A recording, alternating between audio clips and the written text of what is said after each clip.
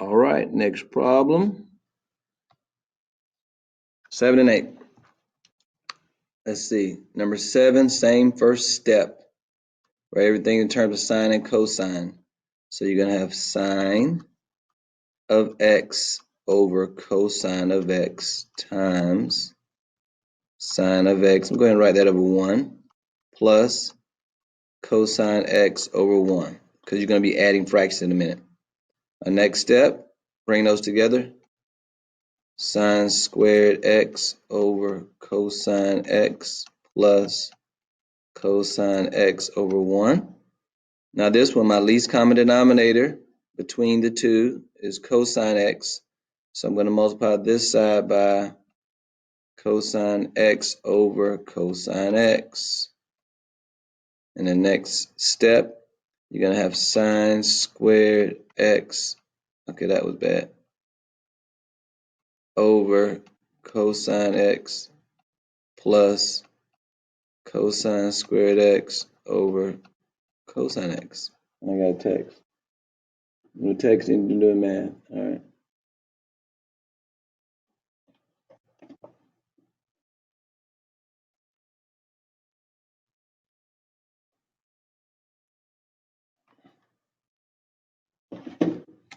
Okay.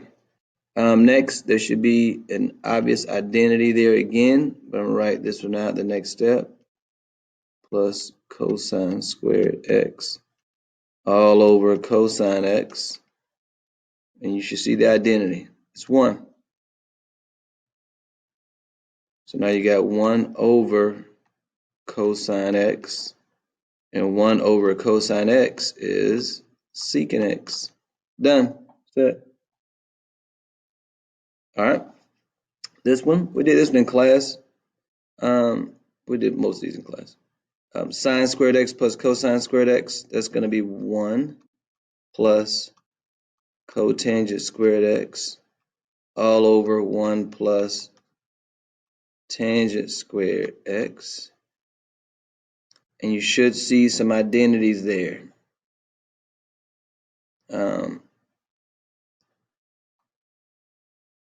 And you should have your identity sheet out with you so you can see it. So look at your identities.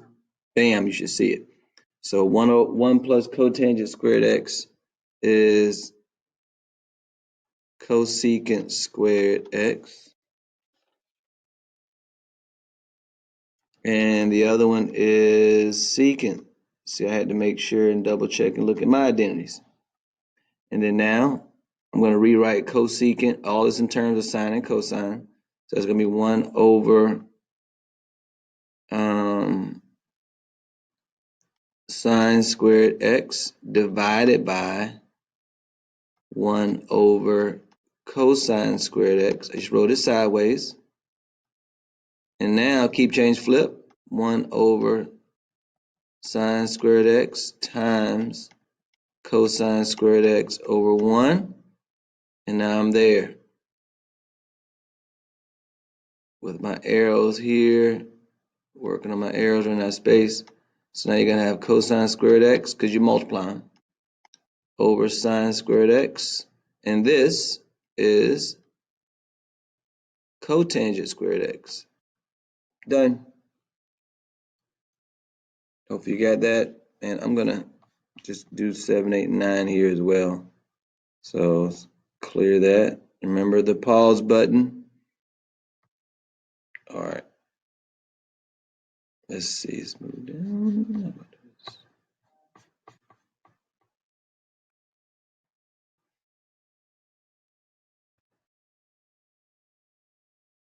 All right. 9 was a little tricky.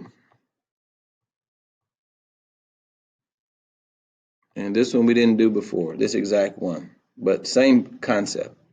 First thing I would do, notice you don't have the same denominator. So I need least common denominator here. So I'm going to multiply both sides by, so I'm just going to watch this.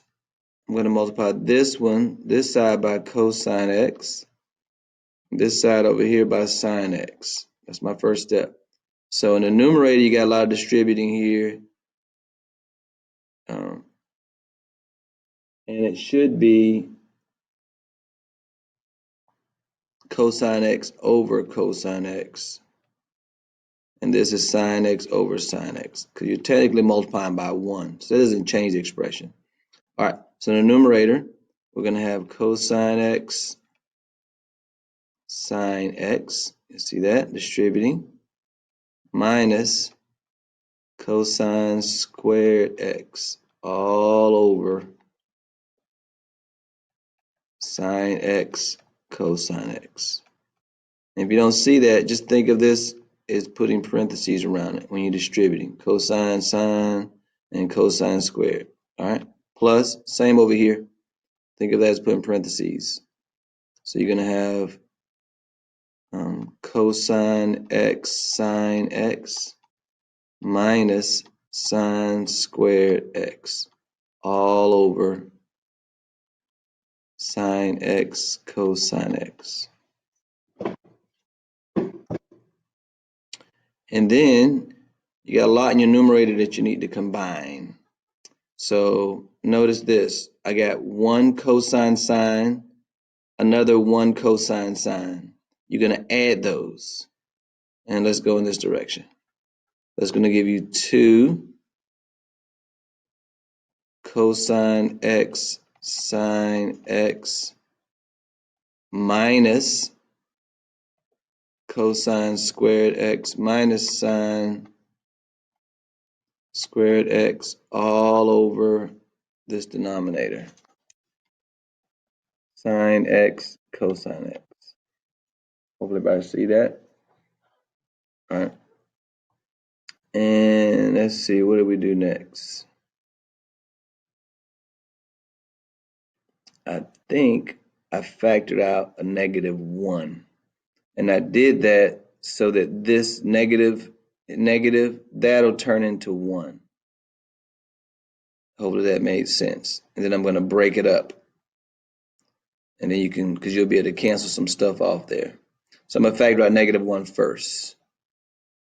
So I'm going to have -1 times, watch this, -2 cosine x sine x plus sine squared x plus cosine squared x. And I'm only in my numerator.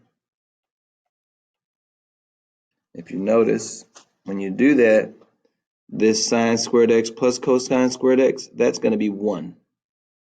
So that's beautiful. So I'm going to bring this down. So now you're going to have -1 times -2 cosine x sine x plus 1.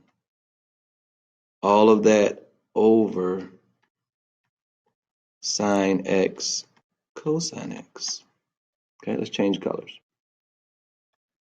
All right, this one's again, what I would do now is distribute that negative back through here and then just separate it.